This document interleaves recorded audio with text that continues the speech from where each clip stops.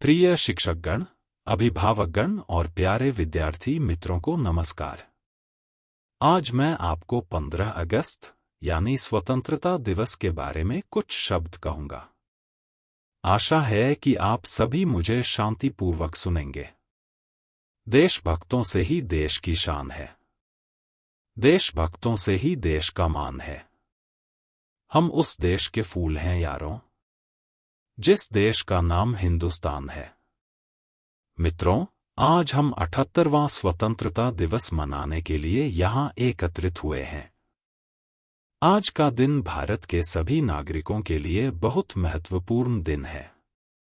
यह वह दिन है जब भारत के महान स्वतंत्रता सेनानियों द्वारा वर्षों के बड़े संघर्ष के बाद हमें ब्रिटिश शासन से आज़ादी मिली थी।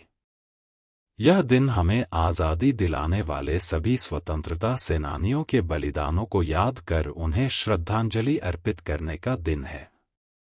आज़ादी के बाद हमें हमारे राष्ट्र और मातृभूमि में सभी मौलिक अधिकार मिले। गुलाम भारत का इतिहास बताता है कि हमारे पूर्वजों ने कैसे कठिन संघर्ष किया और फिरंगियों की क्रूर यातनाओं को सहन किया। हम कल्पना भी नहीं कर सकते कि ब्रिटिश शासन से आज़ादी पाना कितना मुश्किल था।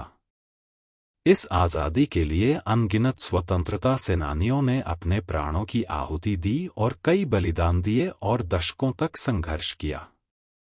भारत की आज़ादी के लिए अंग्रेज़ों के खिलाफ पहली आवाज़ ब्रिटिश सेना में काम करने वाले सैनिक मंगल पांडे ने उठाई थी।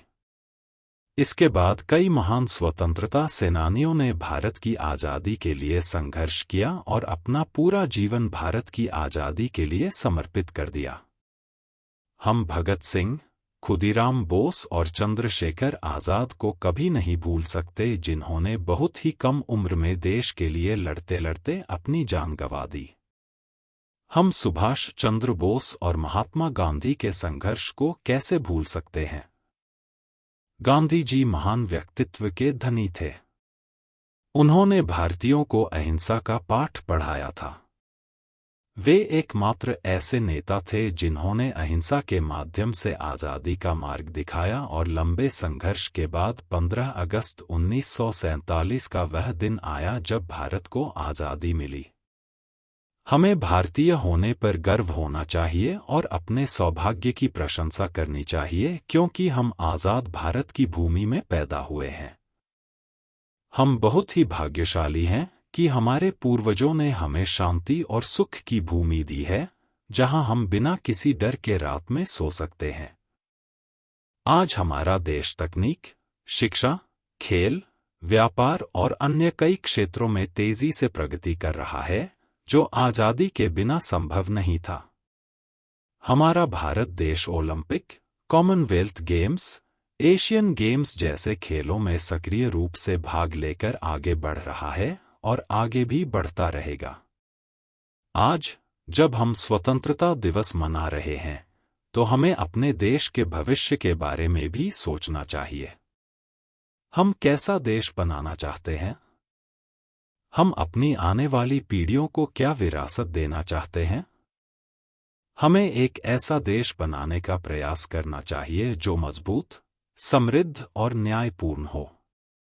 एक ऐसा देश जहां सभी को समान अवसर मिले और जहां सभी को अपने सपनों को पूरा करने का मौका मिले।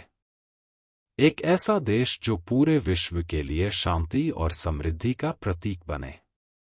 हालांकि हमें अपने देश के प्रति अपनी जिम्मेदारियों से मुक्त नहीं समझना चाहिए।